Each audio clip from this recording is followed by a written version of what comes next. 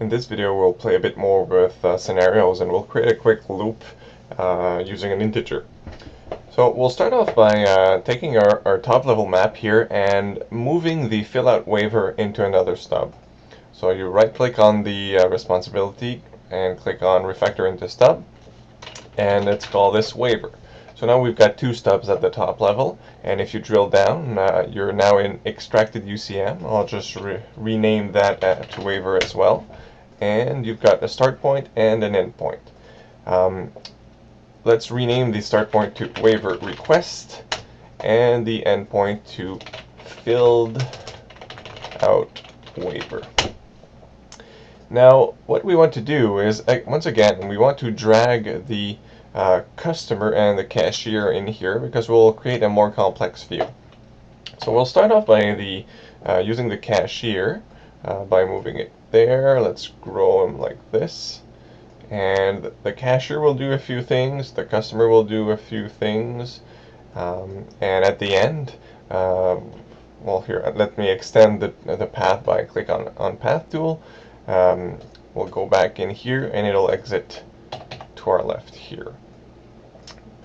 So the filled out waiver is actually done by the customer, so I can cut and paste it here instead, or I could have just moved it, it would have worked fine. And what I'm going to do is I'm going to add a few responsibilities. Let's add print waiver here, assuming we need to enter some information or I don't know what on the computer, then print a waiver before the customer fills it out. Let's say we'll add sign waiver in here as well, and the cashier will scan the waiver and it'll be done. And I told you we wanted to add a bit more complexity here by using a loop, so we'll do that here. Let's assume that we've got a group of people now, and it's not only one person. I'll just save my file, and I'll need to create a loop around here. So we create a loop by creating an OR fork. So after we've scanned the waiver, you click on OR fork. It creates a second path segment, and you can simply bring that back up into the first one to create the loop. So now it goes like this, and it goes to the right, comes back, and there's a fork at the bottom. You can either come back into the loop, into this OR join, or exit. And we'll make that a bit clearer by adding a few direction arrows. Now, this is really up to your liking. I like to put a few. I'm putting a bit more than I usually do here, just to make it a lot clearer. Usually I put them around forks and joins, just to make it clear.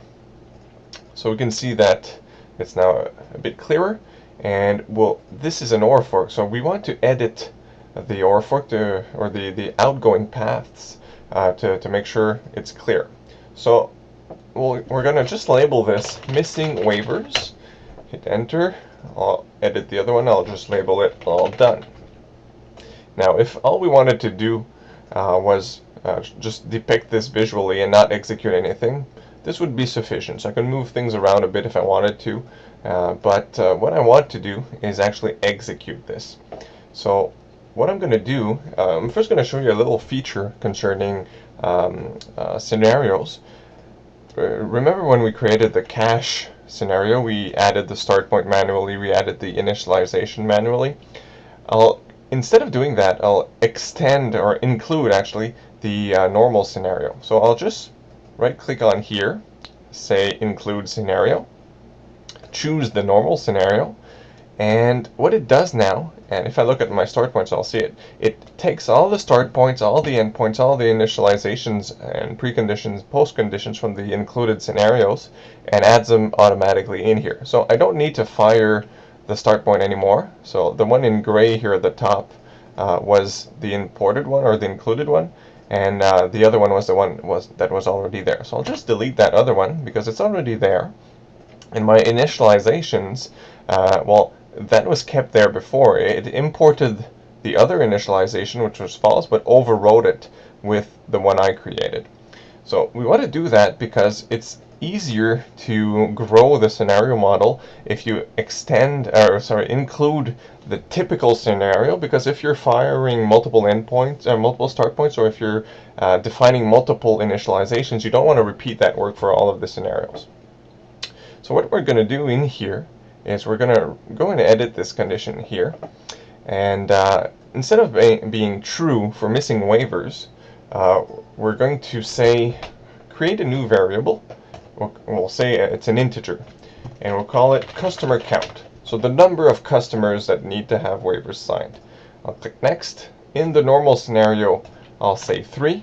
I don't need to say anything for the cache scenario because it's included, because it includes the normal one. So I'll say finish, and I'll create another variable, and it's going to be received waiver count, and I'll create that as an integer as well. Next.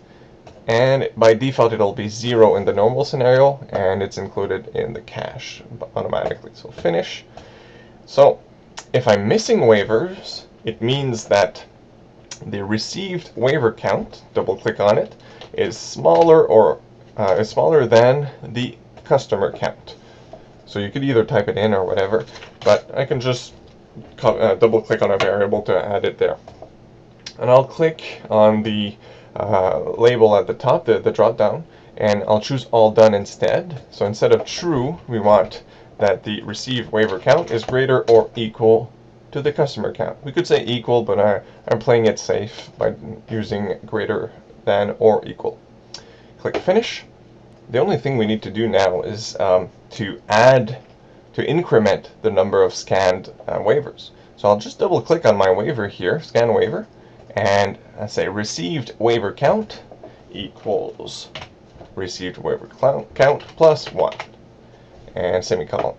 Click finish, and we've got our loop. So I'm ready just to execute the normal scenario, and we can hover over this and see, okay, it went down this path 2 times. What about this one? 3 times, and out here once. So it basically proves that it's done a loop a couple times. Now, if we forgot to do a few things, like in here, if we did not increment the count, we'd have an infinite loop, and that would be caught by the tool. So that's it. Thanks.